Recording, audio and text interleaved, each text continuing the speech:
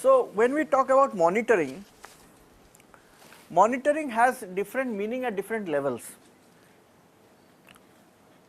Suppose a head of Asia region of an international agency sitting there and monitoring budgets. What would he monitor? A large donor agency funding 150 projects in South Asia. He is doing budget monitoring. What will he monitor?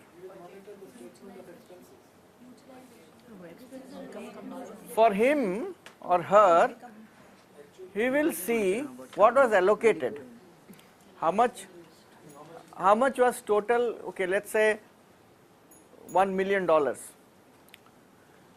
to support 100 projects, right? So he will see, okay, $1 million was there and whether 100 projects were supported, and in this amount was given, total so much. He will not go into what happened every month in your project, right? Come one level down. Under that head of the South Asia region, there are various program officers, right? So each program officer has got 10 NGOs to monitor.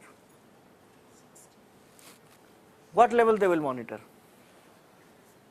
They will see each project, but broadly annually how much they have spent, whether it is in line with your projected budget and actually what you have spent and so on, right?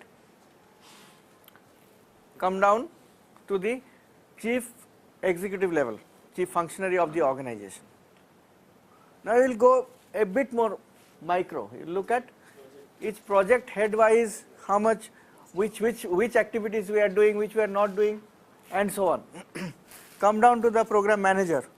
You will see exactly, each month this was done, not done. Even go down to the grassroots level supervisor or worker, you will see each project, each activity, whether it was implemented or not implemented. So monitoring is a myth in terms of understanding it like one issue. Monitoring means different things at different levels, right? Like for example, we monitor 170 projects in South Asia on behalf of an international donor with about 18 million euros or something like that. So there are people who handle 30 projects each. So they will look at each project wise. But when we sit together to look at the larger picture, we'll see what was the cash flow plan, whether it was achieved or not, individual project wise, whether they are doing well or not. If I cannot go down, or even when it goes to the international office, they will not look at even individual projects also. So therefore monitoring has to be understood in that context, right? So in our context, when we are looking at monitoring, we are looking at micro monitoring, because we are looking at what activities were planned and what was achieved. So therefore what was proposed, what was the project proposal, and what was the narratives to the proposed budget, what was agreed upon in the grant agreement and the MOU that we have signed up. Because you remember in the morning we talked about restricted grant. So these are restricted grants, and if they are not restricted grants, then there are some income which the organization has earned, which also should be monitored, because at least institutionally within the organization we have also prepared a budget of how we will utilize it, right? So therefore either way it needs to be monitored. So understanding the budget is very important. Budget heads and subheads.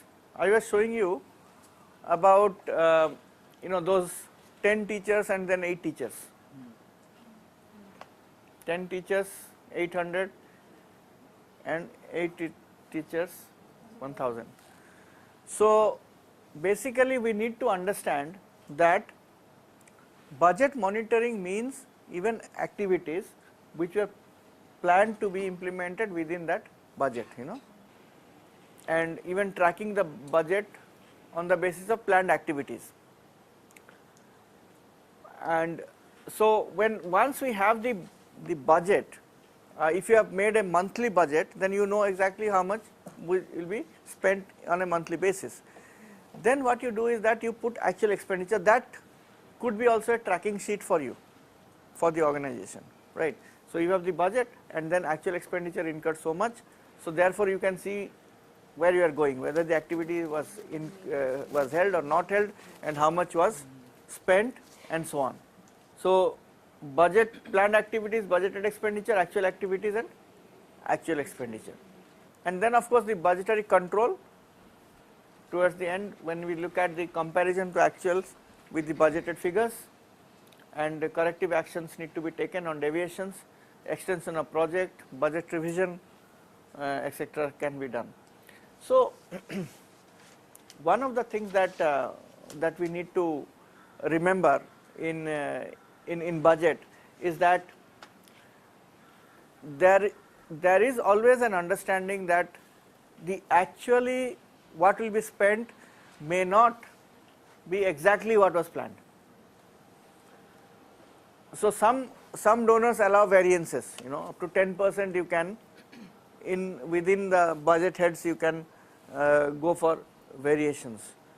Some donors say 20%, but it all depends, from donor condition to donor conditions. And please understand also that if you have a variation between what was projected and what was spent, it is not that you have failed. It just says that you are human.